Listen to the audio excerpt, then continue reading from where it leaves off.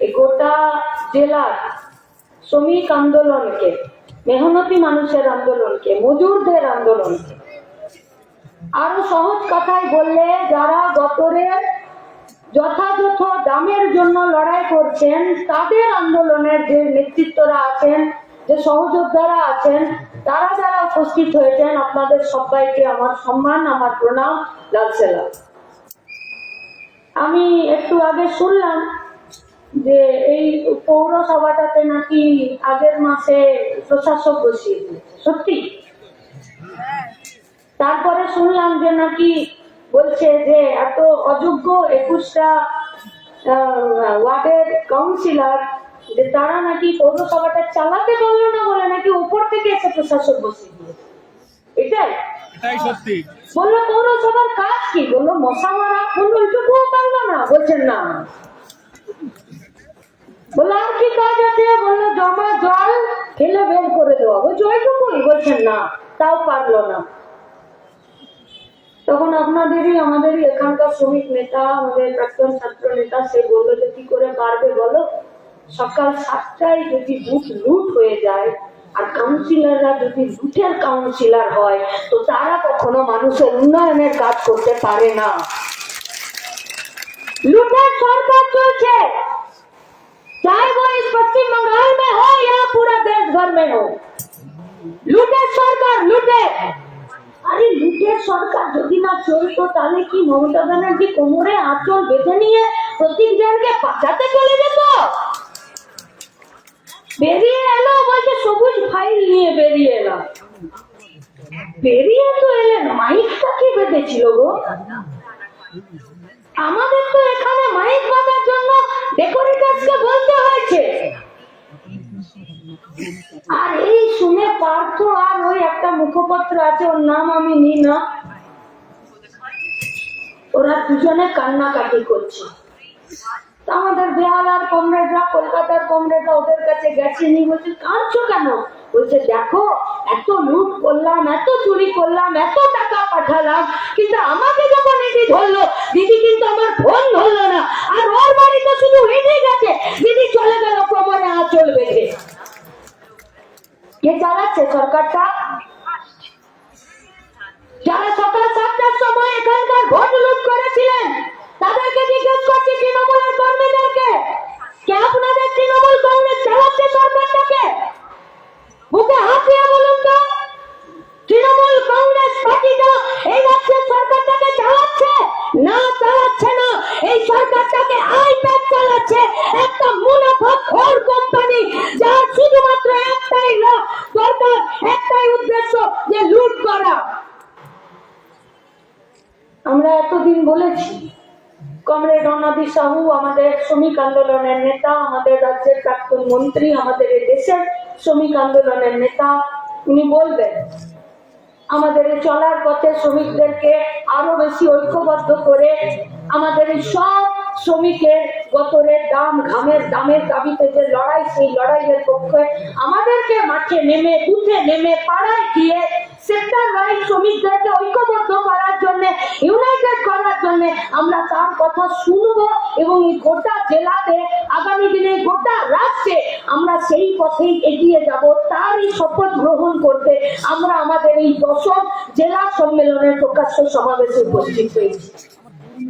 আমরা শিখব, আমরা প্রতিটা দিন আমাদের চলার পথে আরো বেশি শ্রমিকদের, হকারদের, তাঁতদের কর্মীদের, পরিযায়ী শ্রমিকদের, ওই কল্যাণীতে যে সমস্ত যেটুকু আজকে শিল্প বেঁচে আছে, তাদের মজদুরদের, তাদের শ্রমিকদের, পলাশী সুগার মিল যা বন্ধ হচ্ছে না, খুলবে, তার কোনো ঠিক ঠিকানা নেই, তাদের, যারা আখের গুড় বানাচ্ছে গোটা নদিয়া জুড়ে সেই শ্রমিকদের, যারা ট্রেনে হকারি করছেন তাদের, যারা এই সমস্ত দোকানে বাজারে ছোট ব্যবসা করছেন তারা, আমাদের প্রকল্প কর্মীরা, তিনি আইসিডিএস হন, তিনি মিড ডে মিল হন, তিনি আশা হন, তিনি এনএমএ দিদিরা হন, তারা আমাদের এই গোটা রাজ্যে যারা ঠিকাতে কাজ করছেন, পৌরসভার অভ্যন্তরে যারা বিভিন্ন সেফটি সুরক্ষা সমস্ত কিছু না নিয়ে শুধুমাত্র মানুষের প্রয়োজনে কাজ করছেন, তাদের প্রত্যেকের দাওয়াতে দিয়ে তাদের কথা শুনে তাদেরকে কি করে আমরা আমাদের আঁচল পেতে, আমরা আমাদের ঝান্ডা পেতে,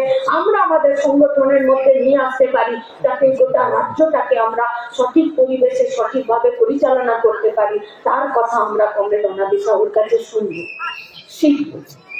আগামী দিনে আমরা পথ চলবো। আমাদের রাজ্যের সভাপতি সিআইটিউর, আমাদের দেশের নেতা, তার কথা। কিন্তু প্রশ্ন তো অন্য জায়গায়, कि इतना लूट हो क्यों रहा है? আমাদের নেতারাই শিখিয়েছেন, যারা মঞ্চে আছেন, পার্টির পুরনো জোনালের সম্পাদক, প্রাক্তন এমপি, প্রাক্তন মন্ত্রী, প্রাক্তন এমএলএ, আর আপনারা যারা আছেন, আপনারাই তো আমাদেরকে শিখিয়েছেন যে পুঁজি পুঁজি পুঁজি পুঁজি যখন ছোট থাকে তখন সে তার কি করে পকেট ভরবে তার কথা ভাবে। পুঁজি যখন আরো বড় হয়ে যায় তখন এক পকেট থেকে বেরিয়ে গিয়ে সে যাতে বাজার দখল করতে পারে তার ব্যবস্থা করে। পুঁজি যখন আরো বড় হয় তখন সে তার রাজ্যের সীমানা দেখে না। পুঁজি যখন আরো বড় হয় তখন সে তার দেশ বিদেশের সীমারেখা দেখে না। পুঁজি যখন আরো ফুলে ফেপে ওঠে তখন সে দেশ কেন, সে তখন দেশের দেশের সরকারগুলোকে নিজের আঙ্গুলে সুতো বেঁধে পুতুলের মতো নাচ নাচায়। পুঁজি যখন আরো বড় হয় তখন সরকারকে সে তার চৌকিদার হিসাবে রাখে যে আমার लूटते তুমি এখানে পাহারা দেবে। हम लोग पूछना चाहते हैं कि पश्चिम बंगाल का मुख्यमंत्री ममता बनर्जी किसका हाथों पर नाच रही है और कार সম্পত্তি আর কার লুটের সম্পদকে তিনি আজকে সুরক্ষা দিচ্ছেন। কই আমাদের টোটো চালক ভাইদের তাদের রেজিস্ট্রেশন ফি, তাদের লাইসেন্স, তাদের একটা টোটোকে রাস্তায় নামানোর জন্য কই তৃণমূলের কোন নেতাকে তো রাস্তায় দেখি না, कोई राज्य मुख्यमंत्री के तो देखी ना। सीधा सा तो सवाल है कि একটা টোটোকে রেজিস্ট্রেশন করতে গেলে আপনি রেট কার্ড 3 লক্ষ টাকা লাগে। কোন জেলাতে আপনি 18 নিচ্ছেন, কোন জেলাতে 25, কোন জেলাতে 35,000 নিচ্ছেন। কেন নিচ্ছেন? इस पश्चिम बंगाल में एक के बाद एक का कारखाना का गेट में ताला पड़ा है। পশ্চিম বাংলার তৃণমূল কংগ্রেস যতদিন পরিচালনা করেছে এই পশ্চিমবঙ্গে ছোট মাঝারি কারখানা গেটে তালা পড়ে গেছে। 22,000 কারখানার গেটে তালা পড়ে গেছে। জিএসটি হয়েছে, ডিমনিটাইজেশন হয়েছে, ছোট রং গ্রিল থেকে শুরু করে ইট ভাটার কারখানাতে তালা পড়ে গেছে। গোটা পশ্চিমবঙ্গে সরকারি জমিতে রাষ্ট্রায়ত্ত কারখানাগুলোকে চালানোর যে দায়িত্ব পশ্চিমবঙ্গের রাজ্য সরকারের ছিল সেখানে তো তারা হেঁটে মুটে ছেড়ে দিয়েছে, একটা কারখানা চালাতে পারেনি। দিল্লি থেকে নোটিশ পাঠিয়েছে যে কারখানা বন্ধ করে দিতে হবে। আর यहाँ से एमपी लोग जाते हैं पार्लियामेंट আর আমাদের এখানকার কারখানাগুলোকে বন্ধ করে দেবার নোটিশগুলোকে কুরিয়ার সার্ভিসের মতো নিয়ে আসে।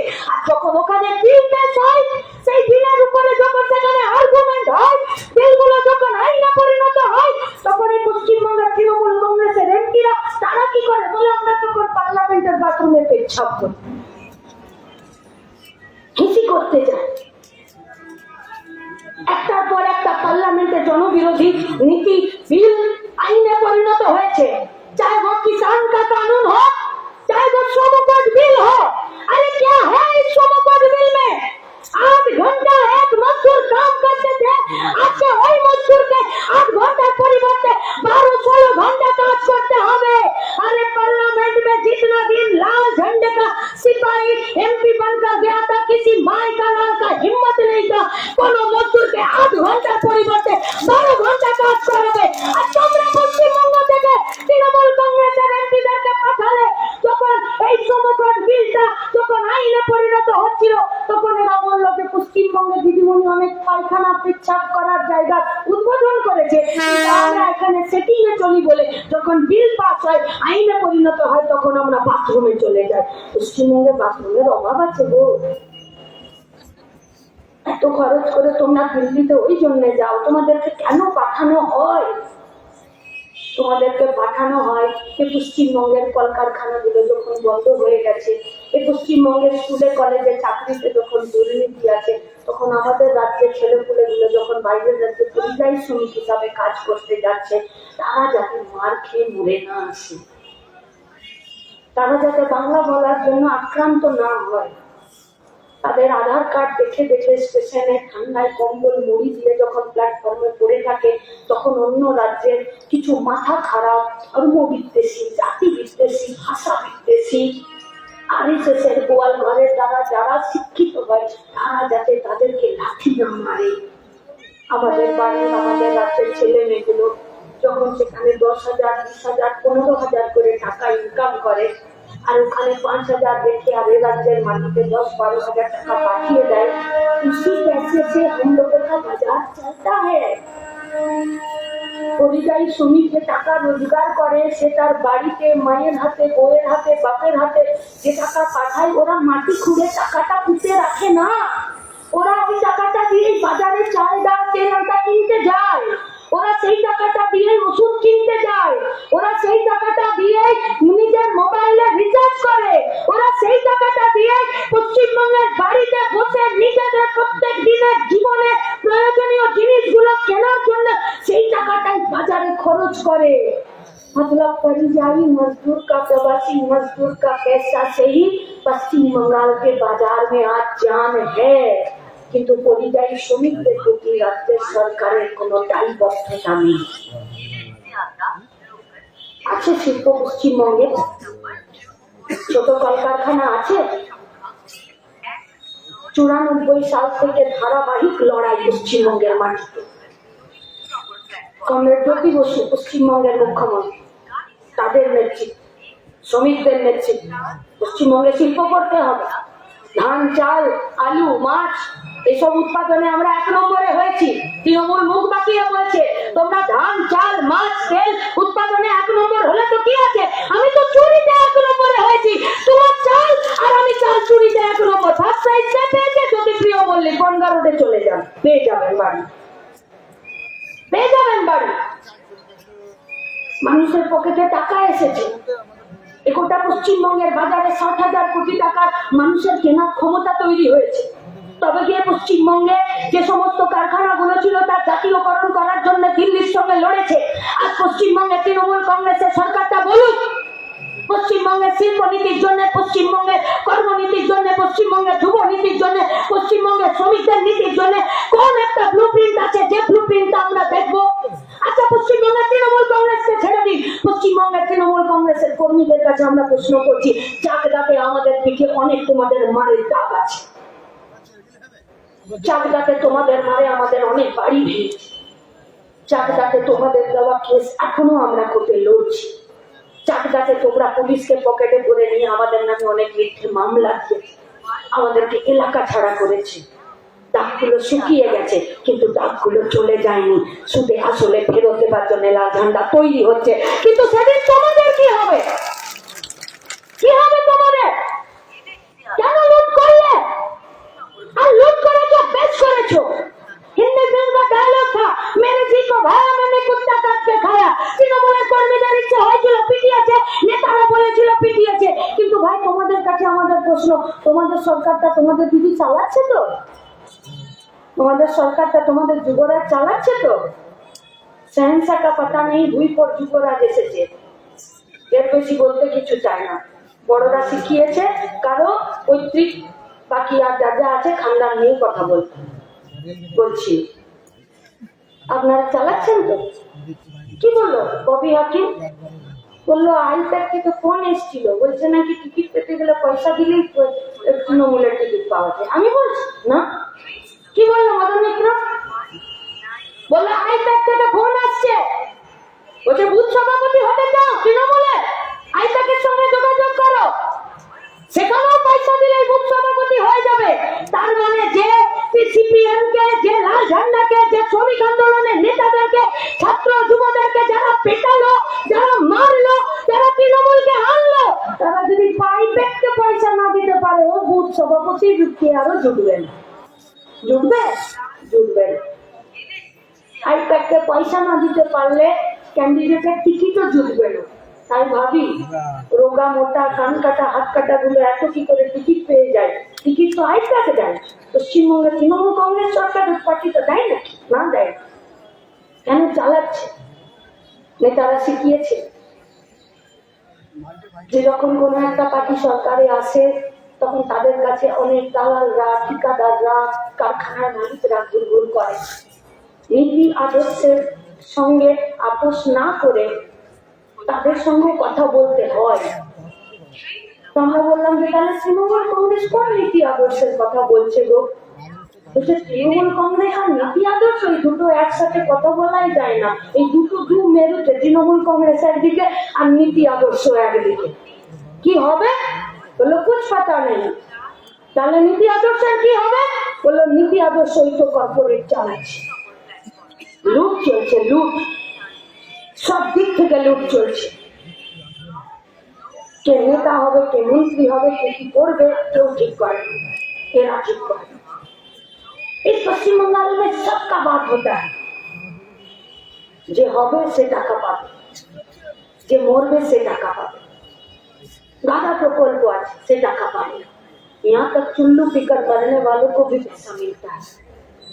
तो পশ্চিমবঙ্গে বুকে হাত দিয়ে বলুন তো, শ্রমিকদের নিয়ে কথা হয়, মজদুরদেরকে নিয়ে কথা হয়, ঠিকা মজদুরদেরকে নিয়ে কথা হয়? যন্ত্রণার অভিজ্ঞতা প্রতিটা দিন হয়, যে যন্ত্রণার অভিজ্ঞতায় গত বছরই বা তার আগের বছর বেরিয়ে বই মেলা যাচ্ছে, মাঝ রাস্তায় ফোন এলো, বললো এনআরএসে ডেড বডি এসেছে।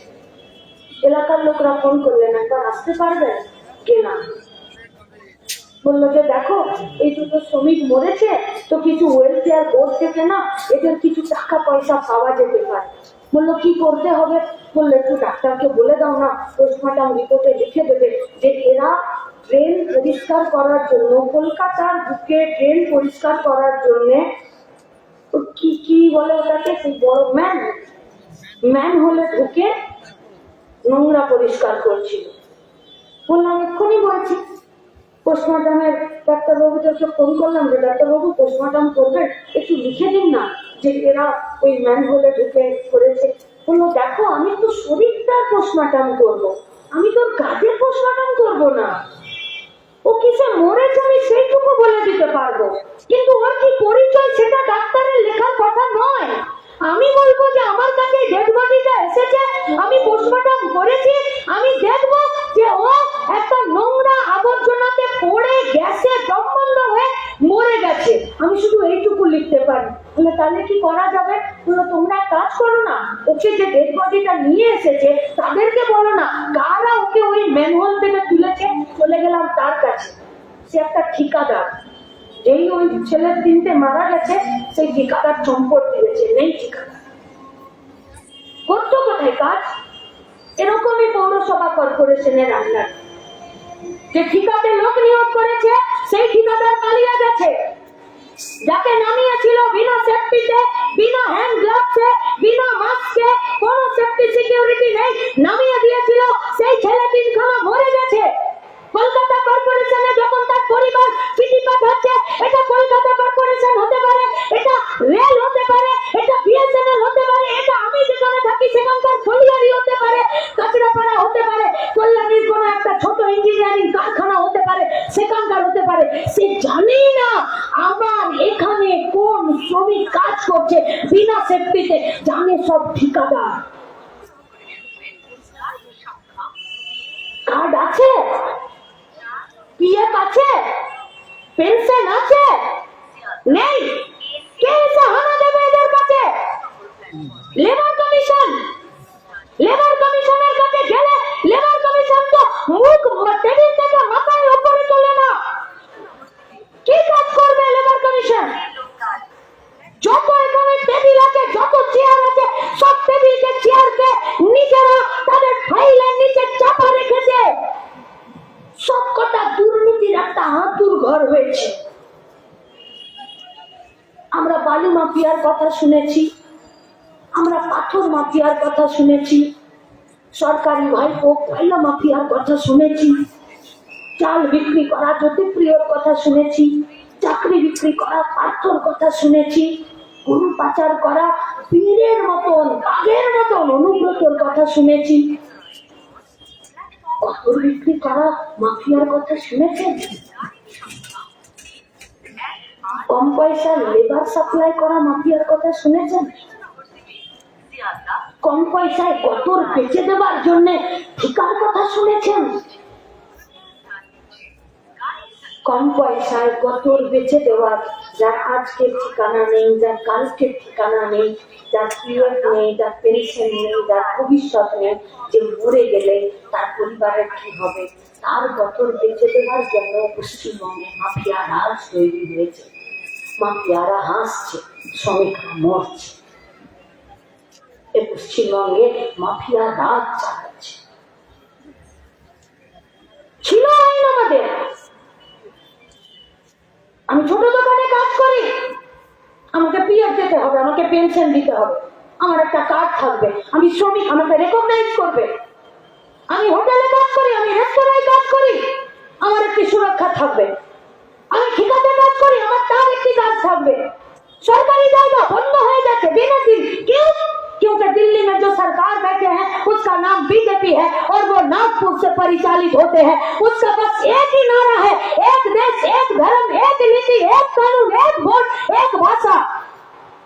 उसके अलावा उसके पास और कोई बात नहीं है। उसका जो भी प्रधानमंत्री आते हैं वो गर्व से बोलते हैं कि रेल को बेचना मेरा पवित्र कर्म है। बीएसएनएल के बिक्री করে দেওয়া আমার পবিত্র ধর্ম। দেশের সরকারি স্কুলকে চূড়াচূড়ে পাঠিয়ে দেওয়া আমার দেশভক্তি। দেশের কলিয়ারিকে, দেশের খাবারকে, দেশের পেট্রোলিয়ামকে জলাঞ্জলি দিয়ে দেওয়া এটা আমার দেশের প্রতি কর্তব্য। इसीलिए देशीय संस्था चालानो আমার কাজ নয়। मोदी बोलते हैं, अटल बिहारी अगर ये बात बोले हैं तो हम 2 कदम आगे जाकर बोलेंगे। मोदी बोलते हैं कि सरकारी संस्था जन्म लिया ही है मरने के लिए, कोई बचपन में गया तो कोई जवानी में जाएगा। এখানে যে বিজেপির একজন এমএলএ আছেন, উনি সাঁতার দিতে পছন্দ করেন। যতদিন অন্যদিকে ছিলেন ততদিন মাটিতে পা দিয়েছেন, আর যবে থেকে বিজেপিতে গেছেন তবে থেকে সাঁতার দিচ্ছেন। ঠিক না? সাঁতার দিচ্ছেন না? গোটা গঙ্গা রূপটা যখন ডুবেছিল, মানে ওর কাজ ছিল মুকুল রায়কে আর কৃষ্ণ কল্যাণীকে দিয়ে মমতাকে টাইট দেওয়া। ও বলছে আমি তো টাইট দিতে পারবো না, আমি কোনো সাঁতারই করে নি। আমরা কাউকে ব্যক্তিগত আক্রমণ করছি। দেখুন, একই মানুষ নীতি পাল্টে গেলে, রাজনীতি পাল্টে গেলে, পলিটিক্যাল পার্টি পাল্টে গেলে, বসার পার্টি অফিস পাল্টে গেলে, যে লোকগুলোকে পার্টির চাপে গরিব মানুষের কাজ করতে হয় সেই লোকটাই আজকে পার্টির চাপে গঙ্গা রোডে সাঁতার দিচ্ছে। এইটাই নীতি, এইটাই আদর্শ, এইটাই রাজনৈতিক দলের কাজ। এইটাই এইটাই আর সেই জায়গাতে যখন ঠিকাতে শ্রমিক নিযুক্ত হচ্ছে তখন তাদের গতর, তাদের ভবিষ্যৎকে সুরক্ষা দেওয়ার জন্য আমাদের যা কাজ ছিল, আমাদের যা আইন ছিল, যা স্বাধীনতার আগের থেকে তৈরি হয়েছিল যে আইনগুলো, সেই আইনগুলোকে তুলে দিয়ে দেশের সরকার নাম দিয়েছে শ্রম কোড বিল, এখন আইনে পরিণত হয়েছে। আপনি পাবেন না পিএফ পেনশনের কাগজ, সরকার দায়িত্বই নেবেন না শ্রমিকের। আপনি পারবেন না ইউনিয়ন করতে। আমরা জানি যে আমি যখন একা থাকি তখন সেটা লাঠি হয়, আমি যখন 10 জন একসঙ্গে থাকি তখন অন্যজনের কাছে সেটা বোঝা হয়। তাই তো ইউনিয়নের কনসেপ্ট, তাই তো সমাজ, তাই তো পরিবার, তাই তো আমরা একসাথে থাকি। আর আজকে দেশের বিজেপি পার্টিটা ঠিক করেছে যে তুমি যদি একা থাকো তুমি সেফ থাকবে, আর তুমি যদি ইউনিয়ন করতে যাও তোমাকে জেলে তুলে দেবে। ইউনিয়ন করা বেআইনি ঘোষণা করছে শ্রমকোড দিলে। বলবেন আমাদের রাজ্যের নেতা কমরেড অনাদি শাহ, চলতে পারে না। इस देश का नाम है भारतवर्ष। বিজেপির বিরুদ্ধে ধর্মঘট ডাকলে দিদিমণির গায়ে চুলকানি হয়, বিছুটি পাতা লেগে যায়, আলকুচি লেগে যায়। আমরা দিনে দিনে বছরে যা ধর্মঘট হয় শ্রমিক আন্দোলনের পক্ষ থেকে, সেই ধর্মঘটে আমরা এ রাজ্যে तृणमूल कांग्रेस जो मुखोटा है वो मुखोटा हम लोग खींच कर खोल चुके हैं। গোটাই রাজ্যে দেখে নিয়েছে যে গোটা পশ্চিমবঙ্গের তৃণমূল কংগ্রেসের সরকারটা কাদের কথা বলে, শ্রমিকের কথা না দেশের সরকারটা আছে বিজেপি পার্টিটা তার কথা বলে। हम लोग आप लोगों से ये विनती करना चाहते हैं, आप लोग बोलिए। আমাদের কলকারখানা চালু করার জন্য এই পশ্চিমবঙ্গের সরকারের, এদেশের সরকারের কি পরিকল্পনা আছে? আপনারা বলুন, যারা আজকের এই এসেছেন প্রকল্প কর্মীদের ক্ষেত্রে। আইসিডিএস এর কর্মীদের কাছে দুটো সমাবেশে জিজ্ঞাসা করেছি, একটি আলিপুরদুয়ার, একটি পুরুলিয়ার মানবাজারে, যে দিদি আইসিডিএস এ কাজ করেন? বলেছে হ্যাঁ। বললাম ডিমের জন্য ক টাকা দিচ্ছে? বললো 6.5 টাকা। বাজারে? বললো 8 টাকা, কোন জেলাতে 9 টাকা। মাঝখানে 1.5 টাকা 2.5 টাকা কে দেবে? বলছে কেউ জানে না। রাজ্যের সরকারকে বলেছেন? বললো সিডিপিও কে বলে বলে হয়রান হয়ে গেছি। এই সমাবেশে আছেন নাকি কোন আইসিডিএস এর কর্মী? মিথ্যা বলছি না তো আমি? আপনারা আমার কথায় অন্যভাবে নেবেন না। আপনাদের কাছে আমি হাত জোড় করে ক্ষমা চেয়ে নিচ্ছি। এরপরে যে কথাটা বলবো সেই কথাটা আপনাদের গায়েও লেগে যাবে, কিন্তু আমি বলতে চাই। আর না বললে এদের মুখোশ খোলা যাবে না। ডিম খাওয়াতে হবে, বাজারে ডিম 8 টাকা, কিন্তু সরকার থেকে 6.5 টাকা। কোথা থেকে আনবে আইসিডিএস এর কর্মীরা? হয় নিজের পকেট থেকে নিজের টাকা কড়ি খরচা করে দেবে, আর নইলে দুর্নীতি করে দাও। এ রাজ্যের সরকারটা চাইছে না প্রকল্প কর্মীরা দুর্নীতি করুক। তার মানে দুর্নীতি করলে পাবলিকের মার খাক, আর যদি না করে তাহলে নিজের পকেটের মার খাক। কি উপায় আছে রাজ্যের সরকারের? আমরা বললাম একটা সহজ উপায় আছে। মাঝখানে 1.5 টাকা 2.5 টাকা না দিতে পারলে রাজ্যের মুখ্যমন্ত্রী অন্তত একটা মুরগি তো দিতে পারেন, যে আমাদেরকে সস্তায় ডিম দিতে পারে। সে বুড়েও বাড়ি, সেটাও দেবে না। কি ভূমিকা আছে বলুন না পশ্চিমবঙ্গের রাজ্য সরকারের আমাদের স্কুলগুলো চালানো? কি ভূমিকা আছে এই পশ্চিমবঙ্গের পাথর খাদানগুলো চালানোর? আরে র্যাম্প শোতে হেঁটে অনেকে অনেক কিছু বলতে পারে, কিন্তু দুর্নীতি ছাড়া পশ্চিমবঙ্গে শিল্প আছে? হ্যাঁ, এই পশ্চিমবঙ্গে সব থেকে বড় এমপ্লয়ার, সব থেকে বড় কর্মসংস্থান, সব থেকে বড় কাজ দেয় তৃণমূল কংগ্রেসের পার্টিটা। লুটের কাজ, দুর্নীতির কাজ, চুরির কাজ, বিয়ার লটারির কাজ, 22,000 মদের দোকান খেয়ে মদ খেয়ে চলতে চলতে এলাকায় গিয়ে নিজেরা খুন, ধর্ষণ, রাজধানীর কাজ করবে। সেইটা আমরা তৃণমূল কংগ্রেসের কর্মীদের কাছে জিজ্ঞেস করছি, আপনাদের গাঁট আর মাথাগুলো ভালো করে চেক করুন তো। আপনাদের নেতারা আপনাদের কাঁধে আর ঘাড়ে আর মাথায় চেপে আঙুল ফুলে কলা গাছ হয়ে যাচ্ছে না তো? তারপরে আপনাদেরকে লাঠি মেরে ফেলে দিচ্ছে না তো? তাহলে যদি আপনারা মনে করেন যে রাজ্যের সরকারটা ঠিক দিকে চলছে, তাহলে 100 দিনের কাজ গরিব মেহনতি মানুষের যে চলার দিকটা, সেই দিকটাও আপনাদের থাকবে। আর हम लोग पूछना चाहते हैं बीजेपी का कर्मियों से, नेता लोग से हम लोगों का कोई भी बातचीत नहीं। क्यों? बीजेपी কোনো নেতাই নেই, সব তৃণমূলের ধার করা নেতা, সব তৃণমূলের ধার করা নেতা। বিজেপির কোনো নেতা আছে না? কোনো নেতা নেই। তৃণমূলকে টাইট দিতে হবে, তাই পশ্চিমবঙ্গের অনেক মানুষ বিজেপির ঝান্ডাটা তারা কাঁধে নিয়েছিলেন, যে না তৃণমূলকে টাইট দিতে হবে, লাল ঝান্ডা দুর্বল হচ্ছে, চলো বিজেপি দেশে আছে, তার জন্য বিজেপিকে একটু শক্তিশালী করি, এই দুর্নীতি থেকে লুট থেকে বাঁচার জন্য বিজেপির আমরা একটু ঝান্ডাটা শক্ত করি। উসি বিজেপিও কা কর্মীও সে हम लोगों का सवाल है। রেড করলো প্রতীক জৈনের বাড়িতে, রেড করলো ইডি, দিল্লির ইনভেস্টিগেশন অফিসার। আপনারা ঘরে বসলেন, আর দিদিমণি বাইরে থেকে তৃণমূলের রেজিস্ট্রেশনে একটা গাড়ি নিয়ে এলো, আর সেই গাড়িতে রাজ্য সরকারের পুলিশকে চাপালো, ভেতরে ঢুকলো, আর ল্যাপটপ নিয়ে, হার্ড ডিস্ক নিয়ে, আর একটা সবুজ ফাইল নিয়ে বেরিয়ে গটগট করে চলে গেল। ভাই বিজেপির কর্মী বন্ধুদের, তোমাদের কাছে আমাদের একটাই প্রশ্ন, একবার দিল্লির নেতাদেরকে জিজ্ঞেস করো কিসের এত আঠালো পিরিত ভাই, যে ইডির রেড চলাকালীন রাজ্যের মুখ্যমন্ত্রী ঢুকে যায় আর বেরিয়েও চলে যায়, আর তোমরা তার টিকিটই ধরতে পারো না। এরপরেও তোমরা বিশ্বাস করতে পারো যে বিজেপির পার্টিটা তৃণমূলের বিরুদ্ধে লড়বে? এরপরেও তোমরা এটা মন থেকে মানতে পারো ভাই যে তৃণমূলের পার্টিটাকে সাইড দেবে বিজেপি? এরপরেও তোমরা মনে করতে পারো ভাই যে কেন পার্থদের বেল হয়ে যায়, কেন অনুব্রত জ্যোতিপ্রিয়রা বেলে বাইরে ঘোরাঘুরি করে? সওয়াল আপ লোগোं के पास।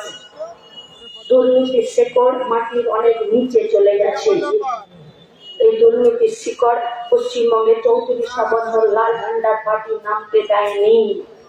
ভুল ছিল, ছোটখাটো যা ছিল, মানুষ নিজেদের কষ্টি পাথরে আজ প্রতিটা দিন লাল ঝান্ডাকে নিজেদের চোখের সামনে দেখছে। তাই তৃণমূলের নিচের তলার কর্মী, বিজেপি নিচের তলার কর্মীদেরকে বলছি, রাজ্য না বাঁচলে কেউ বাঁচবে না। আর রাজ্যকে বাঁচাতে গেলে এই কর্পোরেটের সরকারকে, এই গুন্ডা রাজের সরকারকে, এই দুর্নীতি রাজের সরকারকে শেকড় সমেত তুলে ফেলতে হবে।